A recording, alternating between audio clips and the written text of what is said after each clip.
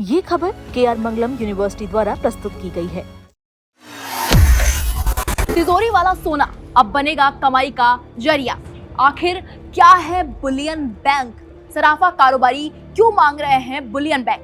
PM Modi की appeal के बाद बुलियन बैंक चर्चा में आखिर क्यों आ गया है? नमस्कार, आप देख रहे हैं दैनिक जागरण न्यूज और मैं हूं आपके साथ दीपिका पांडे। भारत में सोना सिर्फ एक धातु नहीं है, ये हमारी भावना है, स्त्री धन है और मुसीबत का सबसे भरोसेमंद साथी है। लेकिन क्या आप जानते हैं कि आपकी अलमारी में रखा यही सोना अब देश की तकदीर बदल सकता है? दरअसल हाल ही में प्रधानमंत्री नरेंद्र मोदी ने अपील की कि देश हित में साल भर सोना कम खरीदें। इस एक अपील ने सराफा बाजार में हड़कंप मचा दिया। व्यापारियों को डर है कि अगर मांग घटी तो 35 लाख लोगों की रोजी रोटी छिन जाएगी। लेकिन इसी बीच एंट्री हुई है बुलियन बैंक की, एक ऐसा बैंक जो आपके घर रखे सोने पर आपको 2.5% तक का ब्याज देगा। आइए समझते हैं कि क्या है पूरा गढ़ और कैसे आपका सोना बनेगा देश की ढाल। भारत के घरों और मंदिरों में करीब 30,000 टन सोना बंद पड़ा है। एक तरफ मध्य पूर्व में युद्ध की आहट से ग्लोबल सप्लाई चेन टूटी है, तो दूसरी तरफ भारत को सोना खरीदने के लिए बेशकीमती डॉलर खर्च करने पड़ रहे हैं। पीएम की अपील के बाद ऑल इंडिया ज्वेलर्स फेडरेशन ने सरकार को एक बीच का रास्ता सुझाया है, बुलियन बैंक। व्यापारियों का कहना है कि मांग रोकना समाधान नहीं है, समाधान है घर के सोने को सिस्टम में लाना। अगर ये योजना कामयाब रही तो भारत को साल भर तक बाहर से सोना मंगाने की जरूरत नहीं पड़ेगी। अब सवाल है कि आखिर ये बुलियन बैंक है क्या? इसे आसान भाषा में समझते हैं। सोना जमा करें, ब्याज पाएं। जैसे आप बैंक में कैश जमा करते हैं, वैसे ही यहाँ सोना जमा होगा, कमाई का मौका मिलेगा। मंदिर, ट्रस्ट या घर की महिलाएं अपना सोना यानी कि जेवर यहाँ जमा कर पाएंगी। 2.5% तक का फायदा होगा। अगर आपने 100 ग्राम सोना जमा किया है तो 20 साल में वो बढ़कर 150 ग्राम का हो जाएगा, यानी बिना कुछ किए 50 ग्राम एक्स्ट्रा मुनाफा। व्यापारियों को राहत मिलेगी। इसी सोने को बैंक सराफा कारोबारियों को देंगे, जिससे बाजार में सोने की कमी नहीं होगी। इसे एक आसान उदाहरण से समझते हैं। मान लीजिए एक महिला अपने विवाह के बाद अपना सोना इस बैंक में जमा करती है और उसे अगले 20 साल तक उसकी जरूरत नहीं है।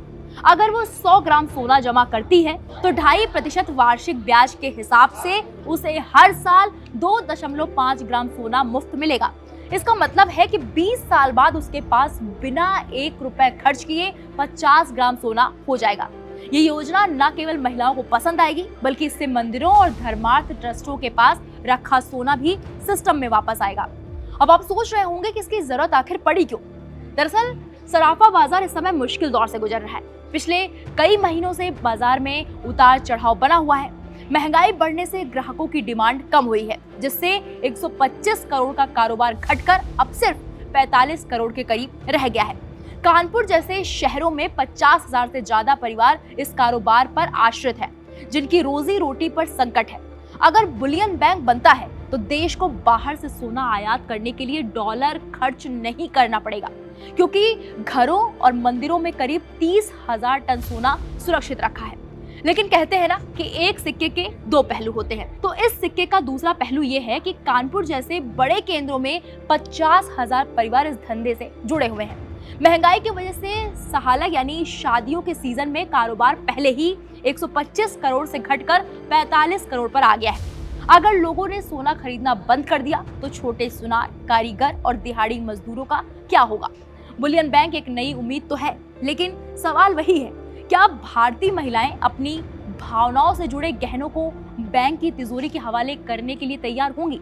और क्या सरकार विदेशी मुद्रा बचाने के साथ साथ उन 35 लाख कारीगरों का घर बचा पाएगी, जिनका चूल्हा सोने की चमक से जलता है? फिलहाल चर्चा गर्म है और सोना अब सिर्फ तिजोरी में रखने की नहीं, बल्कि देश के काम आने की चीज बनता जा रहा है। वहीं इस बुलियन बैंक को लेकर सराफा व्यापारियों का भी बयान सामने आया है।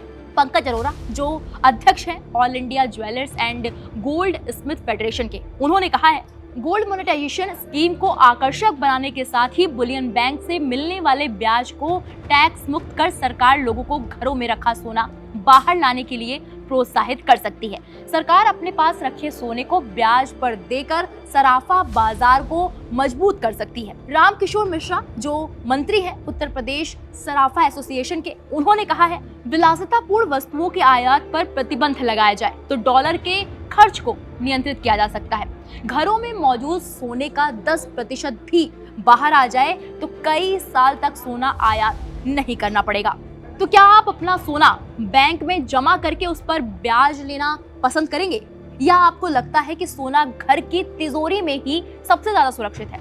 अपनी राय हमें कमेंट बॉक्स में जाकर जरूर बताएं। अगर आप चाहते हैं कि मैं इस योजना के फायदे पर और भी डिटेल वीडियो बनाऊं तो हमें कमेंट बॉक्स में जाकर यस लिखें और वीडियो को शेयर करें ताकि और लोगों के पास भी इस नई योजना के बारे में जानकारी पहुंच पाए। धन्यवाद।